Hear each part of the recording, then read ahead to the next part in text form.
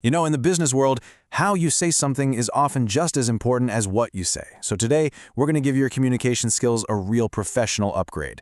We'll dive into the key phrases and mindset shifts that'll help you speak with a lot more confidence and authority. It's so frustrating, right?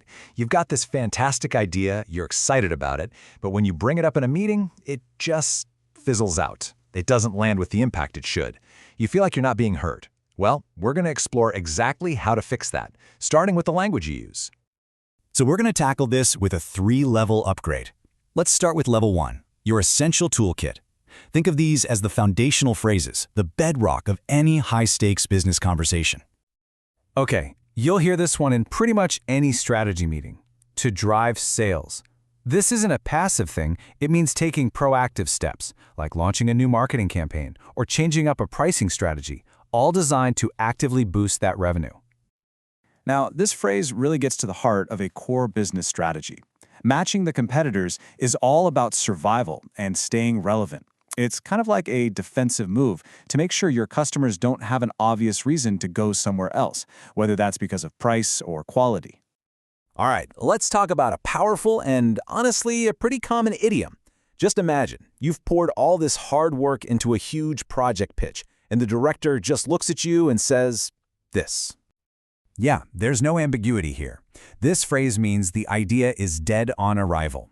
It's not a maybe, it's not an invitation for more discussion, it's a very clear signal that the proposal is a total non-starter. Understanding that is just crucial for reading the room. Okay, so mastering those big phrases, that's the foundation. Level 2 is all about refinement. We're moving from those high-stakes terms to the more subtle, everyday conversational swaps that really signal professionalism and just make you sound more decisive. Notice the difference here. Soon is, well, it's vague, it's passive, but any minute adds a sense of urgency and preparedness. It's a tiny change, but it sounds so much more natural, and it signals that you're on top of the schedule. Here's another good one. The word consider just sounds more deliberate, more formal than think about. It implies the idea is being taken seriously, maybe even seriously enough to make an action plan. That signals both confidence and leadership. You can even upgrade your praise. Great is fine, but it's so common it can almost feel like a throwaway comment. Brilliant, on the other hand, is much more powerful. It conveys genuine enthusiasm and makes the person who shared the idea feel truly seen and valued. And now for our final and, I think, our most important upgrade. Level 3 is all about communicating like a true leader, because real influence is built on so much more than just the words you pick. It really all comes down to this. A polished vocabulary means absolutely nothing if the attitude behind it is negative. Your communication style is a direct reflection of your mindset. I mean, the contrast couldn't be clearer, right? One type of boss just shuts people down, creating this negative, tense environment. The other one builds people up. And that difference has nothing to do with vocabulary. It's about their entire approach to communication. So what does this actually look like in practice? Well, it's about creating a sense of community instead of fear. It means actively making people feel like their contributions matter. And you know what? It can even be as simple and as powerful as knowing and actually using your team members' names. Okay, let's bring all this together.